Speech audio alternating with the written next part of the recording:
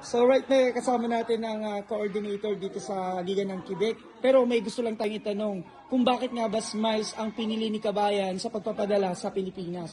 So ilong ma'am, kamusta po? So tanong ko lang po kasi marami din po tayong mga kababayan na dumadating na dito sa Quebec. Bakit po Smiles yung napili niyong gamitin sa pagpapadala sa Pilipinas? Smiles po yung ginagamit dito sa Quebec po para magpadala sa Pilipinas dahil po mabilis po yung transaction nila, mababa yung kanilang charging fee at saka palitan. Mataas din po yung palitan. Compared po sa iba. At ang balita ko po, halos lahat po dito sa community nyo. Tama po ba? Yeah. Kaya nagpapasalamat din po kami sa Smiles at inintroduce nila yung bagong way para makapagpadala po kami sa Pilipinas na mas mabilis, mas mababa at mas malaki. Yun, kaya kayo mga kabayan, mag-Smiles Mobile Remittance na kayo katulad ni Madam. Yes! Ayan. Mag-download na po kayo. Ayun, thank you so much po. Yes!